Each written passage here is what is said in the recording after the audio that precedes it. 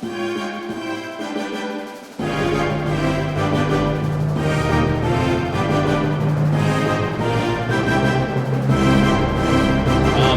Mark, it is so nice to meet both of you. Amazing work in the show.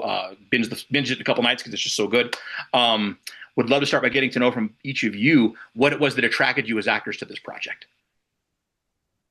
I think the main thing was the strong writing. When I was sent the scripts for my audition, they sent the first two, which usually you're lucky if you get one script. So that was very cool. And I didn't plan on sitting there and reading the whole thing, but I did because I was just so intrigued. So the writing is definitely the initial draw for me.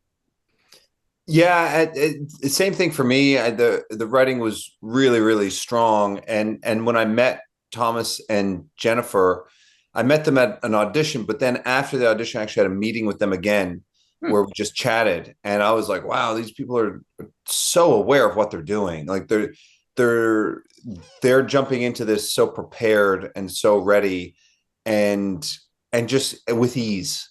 And so that's, you don't always get that. And I think also too, like throughout as it went, my interest just went up and up and up as more people were cast, and as I saw the sets, and as you're putting on the wardrobe and you're meeting everybody in the crew, and we're like, wow, this is really special. And then sometimes you don't know if it's going to be special or not, and this one I knew it would be. I just didn't know in what way exactly until I saw it, and I'm so pleased after seeing it.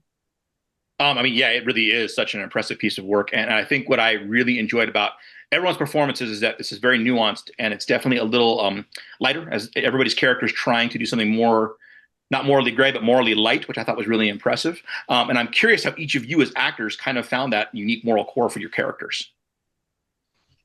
Yeah, I think Parker goes into this kind of believing everything she's told, and believing that you're doing the right thing, you're on the right side, you're in the pursuit of truth.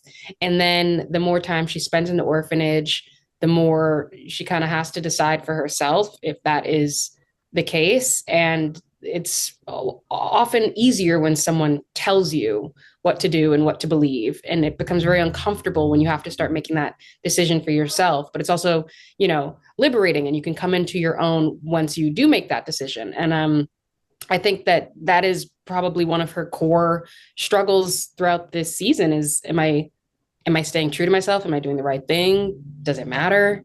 That kind of stuff. Yeah, and I think for Cobb, we actually meet him at a very interesting point in his life, because I think he's just been trying to get ahead. He's a ladder climber for sure. I mean, he wants to get ahead, and he is getting ahead. He's just been promoted, so he's feeling really good.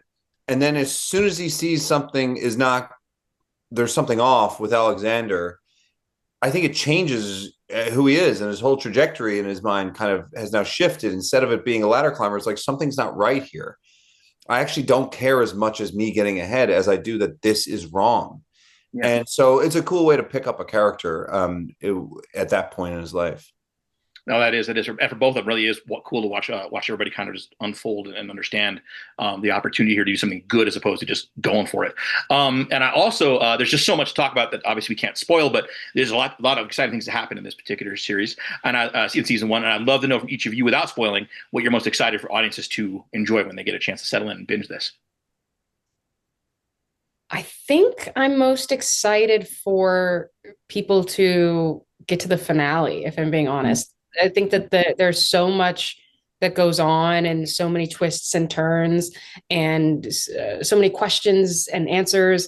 And then you get to the end and you really feel like, okay, we've addressed all of this. There are no holes. And then they kind of blow the whole thing wide open all over again, which is always great for me when I'm watching a series. So I'm excited for people to get there and feel that feeling. Yeah, I agree. I think throughout the show, you're appropriately unsatiated. You're like, but what and who and who's watching and why? And you want all of that so badly. So it's quite a tightrope walk to make it entertaining while also like making you still want to know more and more and more. And yeah, and by the end, exactly what Sinclair said, it's like, then they blow it all up and you're like, oh my God, I need a season two. And we need a season two.